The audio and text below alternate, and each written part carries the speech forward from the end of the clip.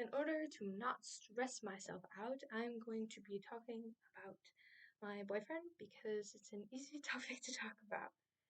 Um, my boyfriend and I met in high school. We were in math class together. We sat next to each other in the front row, and I was dating other people throughout most of the year because I had a dating problem, but that's a different story.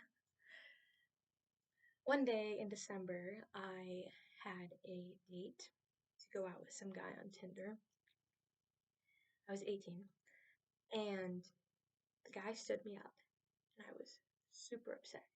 And I had Marcus, my boyfriend's number from earlier that day. I had told him I had this blind date.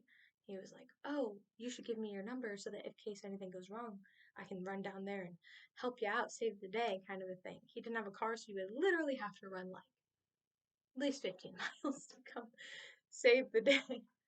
But I ended up calling him and I was like, "This day is so ruined. What am I gonna do? Do you want to hang out?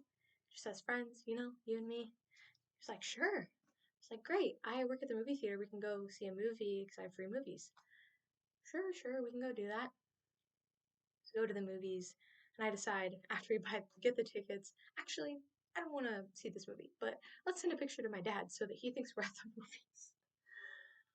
My dad thinks that story is really funny.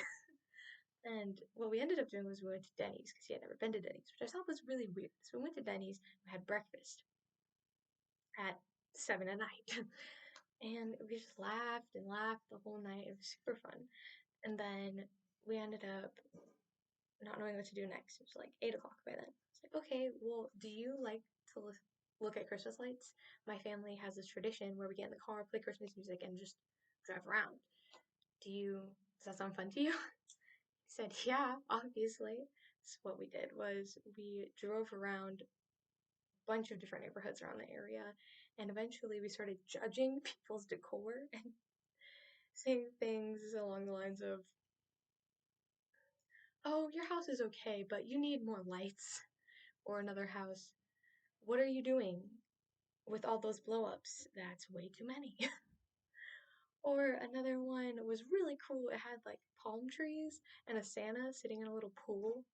Super funny. And we decided that the following years that we're together, if we stay together, that we should go back to people's houses and write sticky notes on things they should change, or like giving them a rating out of 5 and putting the sticky notes on their doors so that they know. And we'd call ourselves the Christmas Light Police, which looking back probably didn't sound so good. So we ended up not doing that. Um, but the following year, when we were still together, we did actually go do that, and we ended up being like the Christmas light parole, something like that. And it was just really fun to drive around and do all that kind of stuff. Later that night, he ended up calling me. Was like, "I really like you. We should go out sometime." And now we've been together for almost 4 years, which is kind of crazy.